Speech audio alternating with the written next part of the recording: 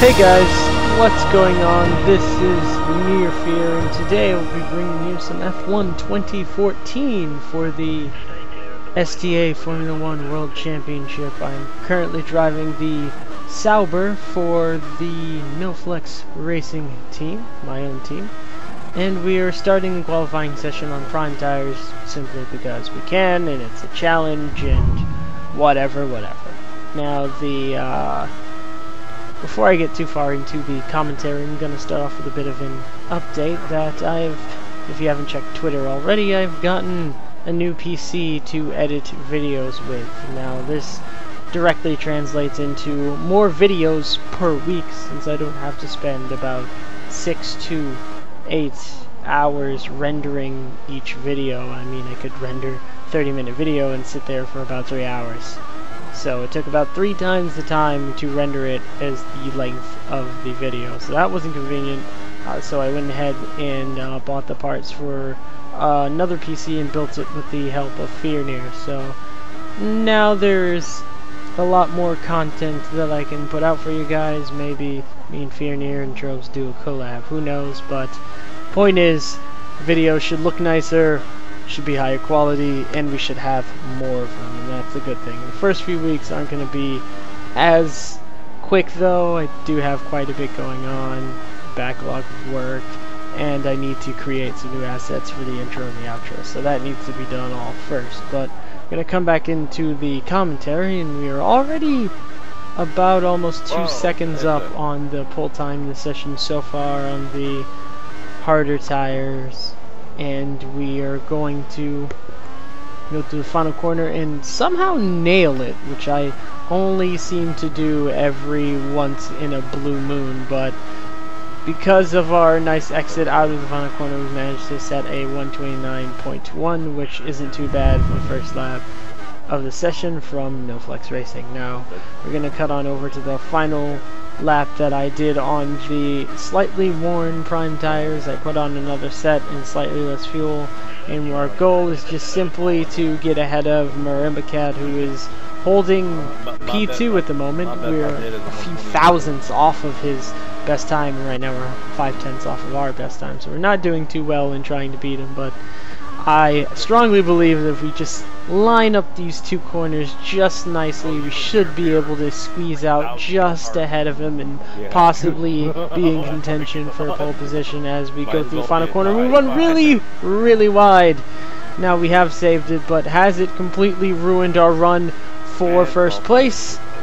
Yes, it has, but we have managed to put ourselves in the first row in P2. So good job from Hemi for setting a 128 flat. I was unable to match that due to the setup change I had to do for the rain coming toward the end of the race. Apparently we got a 30% weather forecast, so I'm just assuming that it's going to rain at some point and I'm going to need more aero for it. So good win for Hemi, and seemingly Codemasters hate second place because they just refused to show me in that scene. At least I'm in the picture. At least I got in the picture. Alright, we're back here at the pit options, and I've decided to run with the double option stint mainly because they don't restrict the tire compound you can choose after qualifying, regardless of whether or not you qualified on options or prime. So our setup should still be in there, right? I'm going to run double option because I believe that it just tends to be quicker around the track, as well as the rain forecasted to come down at some time during the race, so why not be on option tires, just in case it comes down the middle. And that's it for the strategy. I'll see you guys over on the track side. Fucking Europeans, man. Be careful of the people around. Be careful going into turn 1. It's a long race. Yes. Yep, 2-hour race.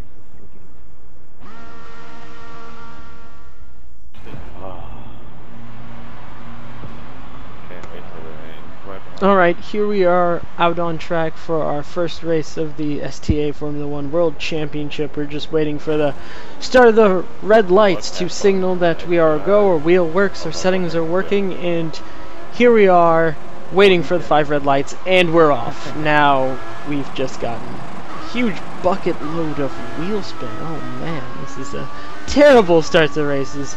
Melbourne just drives straight around the outside, and Now we're going very slowly into turn 2 where we managed to catch ourselves there.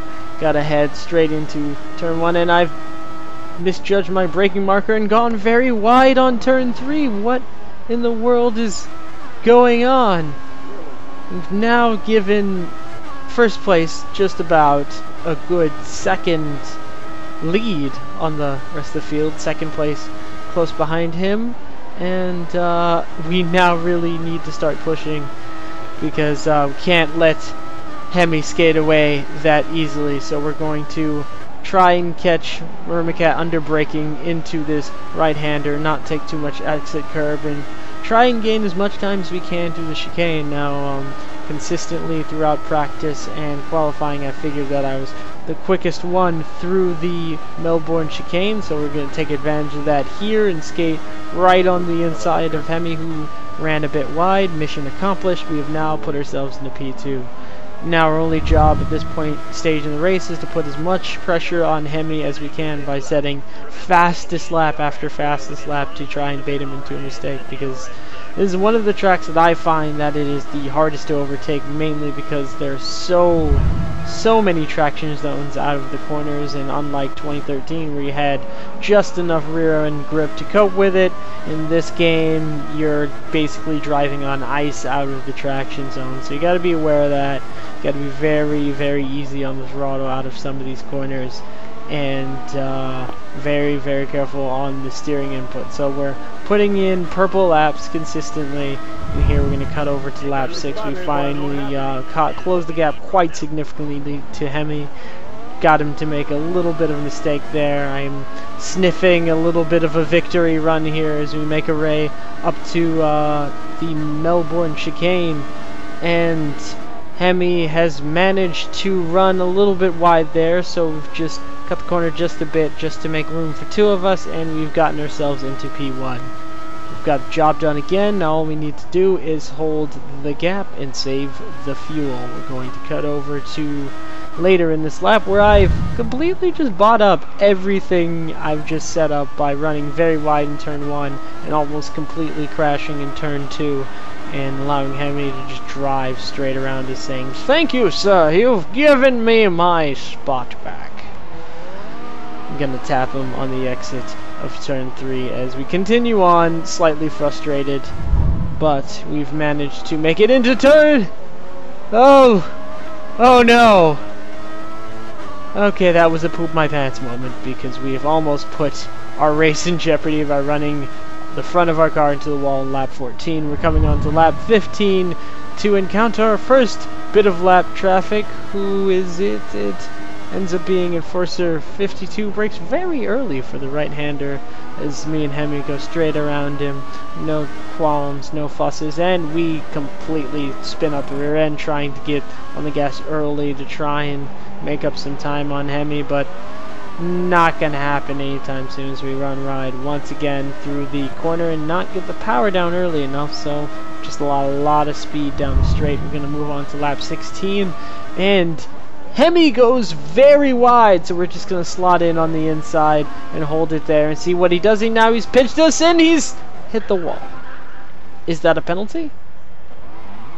No, it is not. So far, it's not a penalty. However, I do not know what the STA stewards are going to think about this, so I really have to start pushing very hard in order to build a gap to Hemi before the next set of pit stops when I get my option tires. I do not want to be stuck behind him. He'll wear out my tires and it will completely destroy the strategy and will possibly lose the race. So now we're just going to try and set as consistent laps that are quick as we physically possibly can. And on lap 23, we're coming in with practically brick red dead tires as we slide coming onto the entrance of the pits and understeer quite heavily almost into the wall. So making our first pit stop of the race, we were about 22 seconds ahead of Hemi, as you could see on the graphic earlier. Our tires are brick red.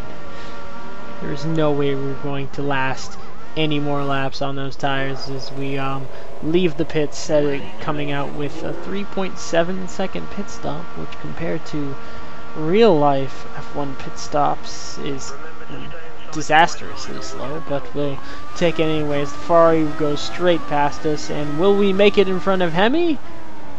Just barely made in front of Hemi. We'll see if we can hold it around the outside, which we do, and we have for now secured first place on cold option tires. So we're gonna cut on over to the next lap, which is lap 25, and we are got the tires warmed up, and we are pretty comfortable in our position, and our only job now is to try and pull as much of a gap to Hemi on his prime tires as we physically can. We're going to come across the line setting fastest lap of the race once again of a 29.3, and we've pulled about a 3-second gap to Hemi behind us, so it is looking good so far. It seems like we have this one in the bag. We just need to keep up the good work and watch our fuel, because right now here on lap 27 we've caught lap traffic as well as put ourselves back into -1 lap of fuel. Now it's not too bad for the fuel situation, but we really need to watch that number as we're pulling this gap over to Hemi. We're here on lap 30, we've caught up to Enforcer 52 once again, who's going very slowly through the exit of the chicane. We just slip it right up the inside, coming down into the final section of corners. So we've gotten that job done. We just need to keep our noses clean and our laps even cleaner and quicker than everyone else. As you see, we have a 14-second lead on Hemi, and we are looking to try and extend that gap as we find that he's been disqualified from the session. Oh my lord. Sorry. Upset of the day, ladies and gentlemen. Fans on their feet, Hemi out of nation, wondering what. Oh man, so our main competition for second place has just been disqualified, and actually, to clarify this just a little bit, he did say later into this race, after this was recorded, that he spilled water on his wheels, so he pulled over to get some of it off, and it disqualified. So that is quite unfortunate, but we're going to cut over into lap 49, where it's full rain conditions, and I am on dead option tires, so those two don't really go together at all, but we've had to do it. Now we just got to make it straight back into the pits. As you see, I'm switching to intermediates for the next stop as we cut over to the end of lap 49, and we've almost understeered into the wall once again, so very bad time to be on options this late into the rain stint, but we've just gotten away with it. Now we just need to get a stop for our inters, and we'll be on our way for the rest of the race. We are currently about 2 minutes clear of second place, and now all we have to do is hold it together and make sure that we finish in first position as we come through the final corner, the heaviest traction zone, and we've missed the apex and almost put it into the wall, but we've managed to keep it on track, and we're gonna come home in first position. Oh wow. Great race. Great race from start to finish, even though I ended up leading most of the race. I had a lot of fun drifting through the rain and trying to manage tires and fuel and everything. So that's just about it for the video. I hope you guys enjoyed some of the new content. Please be sure to rate, comment, and subscribe to my channel for more information, and I shall catch you guys when I catch you guys when I catch you guys. I can't wait to do that again too. Later.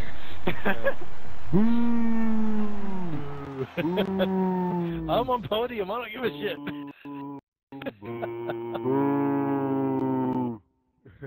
Oh man. We'll just all sit in the back one just going boo.